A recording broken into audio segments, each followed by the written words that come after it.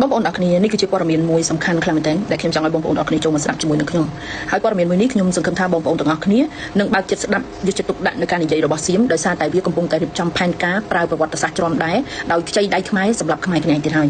យនេះគឺជារឿងមួយដែលសៀមកំពុងតែនិយាយនៅក្នុងកម្មវិធីមួយនេះដែលការនិយាយរបស់វានេះក៏មិនមែនបើកទូលំទូលាយដែរហើយការនិយាយរបស់វានេះគឺខ្ញុំផ្ទៀងស្ដាប់មួយថ្ងៃណាបងប្អូនទើបបានខ្ញុំចាប់នៅចំណុចនឹងបាន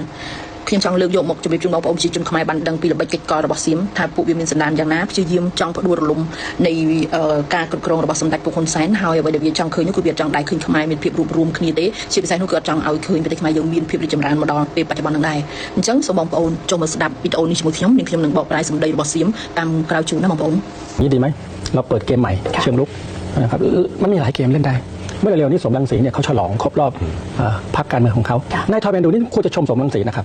บอกว่าสมรังสีนี่เป็นประชาธิปไตยและควรจะหนุนให้สมรังสีเนี่ยนะครับเปิดเวทีประชาธิปไตยในเมืองไทยในมาเลเซียนะครับในอินโดนีเซียเพื่อกดดันกัมพูชามากกว่าไอ้นี่แหละครับที่เขาพูดอาจจะส่งเสริมสิทธิมนุษยชนถูกไหมครับเพราะนายสมรังสีเขารวมพรรคแล้วเขากำลังสู้กับเผด็จการฮุนเซนถูกไหมครับนี่ไม่ได้พูดเลย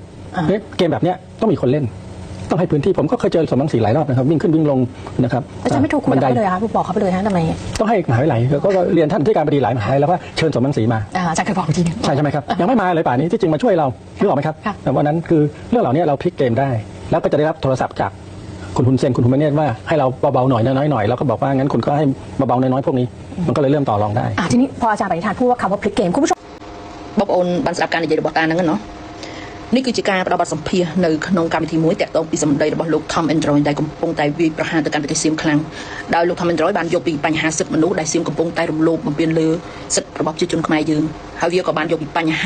ាតាក់ទងថាបើសិនជាលោក Tom Android នឹងយកបញ្ហាសិទ្ធិមនុស្សមកនិយាយអញ្ចឹងគួរតែលើកយកសំរងស៊ីមកធ្វើជា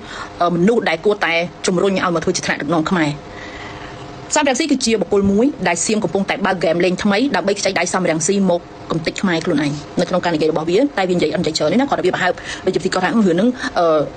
ងលោកគ្រូគាត់ធ្លាប់និយាយជាមួយខ្ញុំមកម្ដងហើយតែរឿងហ្នឹងក៏ការនឹងប្រហែលនៅក្នុងរឿងហ្នឹងតិចតិចថាមានហ្គេមជាច្រើនដែលសៀមកំពុងតែត្រៀមបើកលេងជាមួយនឹងខ្មែរយើងដើម្បីតបតជាមួយនឹងបញ្ហាវាកំពុងតែបាក់មុខនៅក្នុងឆាកអន្តរជាតិប៉ុន្តែហ្គេមដែលគួរតែជ្រើសរើសយកនោះគឺយកសំរងស៊ីហើយសំរងស៊ីនេះគឺតានឹងតែងតែនិយាយជាមួយច្រើនដងមកហើយណាវាដល់ពេលហើយដែលសំរងស៊ីគួរតែមកជួយនៅក្នុងប្រទេសថៃហ្នឹងហើយបើកវេទិកាធំមួយនៅក្នុងប្រទេសថៃដើម្បីតបតជាមួយនឹងការដឹកនាំរបស់សម្ដេចពួកហ៊ុនសែនបើកវេទិកានៅក្នុងប្រទេសសៀមក៏បានបើកវេទិកានៅក្នុងប្រទេសម៉ាឡេក៏បានឬក៏បើកវេទិកានៅឥណ្ឌូនេស៊ីក៏បាន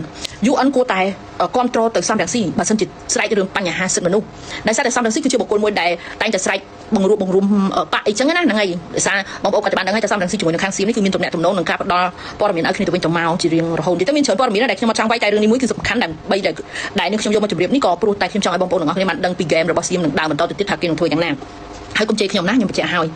យតានេះបាននិយាយថាគឺគាត់អាសាជួបសំរងស៊ីដោយគាត់បាននិយាយជាមួយសំរងស៊ីជាច្រើនណាហើយព្រមដល់ពេលហើយដែលសំរងស៊ីគួរតែមកចូលក្នុងប្រទេសថៃដើម្បីជួយវាយថ្នាក់ដឹកនាំខ្មែរយើងជួយទាញឲ្យប្រជាជនខ្មែរយើងចេញពីរបបនៃការដឹកនាំរបស់សម្ដេចហ៊ុនសែននេះបងប្អូនមានការនិយាយជាច្រើនហើយការនឹងសូមនិយាយតែប៉ុណ្្នឹងទេពីព្រោះវាគឺជាហ្គេមនៅក្នុងការដែលគេកំពុងសិក្សាថាតើគេដើរក្នុងផ្លូវមួយណាតែហ្គេមដែលគេនឹងជ្រើសរើសយកមកនោះគឺគេនឹងខ្ចីដៃខ្មែរវាយខ្មែរសង្កត់ខ្មែរណាបងប្អូននៅក្នុងហ្នឹងណាអ្វីដែលនេះខ្ញុំចង់និយាយបងប្អូនទាំងគ្នាយើងមិនចាំបាច់គិតអ្វីវែងឆ្ងាយទេយើងគ្រាន់តែតាមមើលនៃការធ្វើនយោបាយរបស់ពួកគាត់ទៅបានហើយថាតើការធ្វើនយោបាយរបស់ពួកគាត់រាល់ថ្ងៃនេះគឺគាត់ឈរនៅខាងខ្មែរគាត់ចង់ឃើញខ្មែរយើងមានការរីកចម្រើនឬក៏ចង់ឃើញខ្មែរយើងមានទស្សនវិជ្ជាបែបណានយោបាយនៃការនិយាយរបស់ពួកគាត់គឺតែងតែគ្រប់គ្រងសៀមនិងមិនដែលបន្ទោសសៀមទេមិនថាប្រជាជនខ្មែរយើងស្រែកឲ្យគាត់កោតទោសសៀមសូម្បីតែមួយម៉ាត់ក៏គាត់ដែរនិយាយដែរនេះគឺជាហេតុផលច្បាស់លាស់ខ្លាំងមែនទែនថាមេគណៈបក$23គឺជាបុគ្គលមួយដែលមានទំនាក់ទំនងនិងមានផែនការចូលរួមជាមួយសៀមដើម្បីគំទេចខ្មែរហេតុតែចង់មកកាន់កាប់អំណាចមិនគិតថាប្រទេសខ្មែរយើងនឹងជួបស្ថានភាពបែបណាទេសំខាន់គឺត្រូវធ្វើយ៉ាងណាឲ្យបានវាថាប្រយោជន៍ដល់ខ្លួនឯងអានេះគឺជារឿងមួយសំខាន់ខ្លាំងមែនទែនដែលខ្ញុំមិនចង់ឃើញខ្មែរមានការបែកបាក់ហើយខ្ញុំមិនចង់ឃើញខ្មែរខ្លាចជាអាយ៉ងនៃជាតិសាសន៍ដទៃទេណាឥឡូវនេះសៀមគេបានយកយុទ្ធសាស្ត្រចាស់ដដែលដែលខ្ចីដៃខ្មែរមកសម្រាប់ខ្មែរទៀតហើយអញ្ចឹងហើយពួកយើងចាំតាមដានមើលទាំងអស់គ្នាណាបងប្អូនហើយខ្ញុំគិតថាចេះបើសិនជាសៀមនេះស្រឡាញ់សំរងស៊ីខ្លាំងណាស់ឲ្យសំរងស៊ីនេះធ្វើជាថ្នាក់ដឹកនាំនៅប្រទេសសៀមវាទៅណាមិនចាំបាច់អីខ្ចីដៃសំរងស៊ីអីមកសង្កត់កខ្មែរមកបិទដង្ហើមខ្មែរស្អីណាអូគេនិយាយតាក់ទងអាវាចំណុចប្រហែលបន្តិចអីចឹងណាព្រោះនេះគឺជាផែនការរបស់គេប៉ុន្តែនៅក្នុងប្រទេសសៀមគឺដូចខ្ញុំតែងជម្រាបជូនចឹងគឺវាតែងតែបើកនៅការគិតរបស់ពួកវាដើម្បីប្រជាជនវាបានដឹងពីព្រោះប្រទេសវាសេរីបងប្អូនទៅយល់ត្រង់ហ្នឹងណាអ្នកខ្លះអត់ជឿថាសៀមគេមិនតែយកផែនការគេមករៀបរាប់ប្រាប់ប្រជាជនវាទេចា 100% គេមិនតែ500%ទេគេប្រាប់20 30%ប្រជាជនគេបានដឹងថាគេនឹងដើរតាមផ្លូវណាផ្លូវនេះពីព្រោះពេលដែលខុសទៅគេអត់ចង់ឲ្យមានកំហុសក្នុងផ្នែករបស់ប្រជាជនវាណាបងប្អូនទៅយល់នឹងការធ្វើការនៅក្នុងប្រទេសសៀមវារដ្ឋព័ត៌មានដែលនឹងខ្ញុំជម្រាបជូនបងប្អូនចាំតាមដានមើលថាតើវាកើតឡើងពិតអត់ចាកើតឡើងពិតមិនថាយុទ្ធសាស្ត្រនៃការវាបញ្ជាតបបញ្ជាសង្គ្រាមមិនទេគឺវាតែងតែបង្ហើបបន្តិចបន្តិចប្រាប់ប្រជាជនវាដើម្បីកុំឲ្យថាអូធ្វើអីឲ្យដែរប្រាប់ប្រជាជនអីចឹងអត់ឲ្យអញ្ចឹងណានេះគឺជារឿងមួយដែលកើតឡើងនៅក្នុងប្រទេសសៀមអញ្ចឹងព័ត៌មានបែបនេះគឺជារឿងមួយសំខាន់ខ្ញុំយកមកជម្រាបជូនបងប្អូនប្រជាជនខ្មែរឲ្យមានការប្រុងប្រយ័ត្ននៅក្នុងការជឿលង់នៅផ្នត់គំនិតនយោបាយដែលគ្រប់គ្រងសៀមវាជារឿងមួយដែលខ្មែរយើងត្រូវតែជៀសឲ្យផុតមែនទែនកុំរស់នៅក្រោមការដឹកនាំរបស់ជាតិសាសន៍ដទៃទៀតណាសៀមតែងតែគិតថាវាគឺជា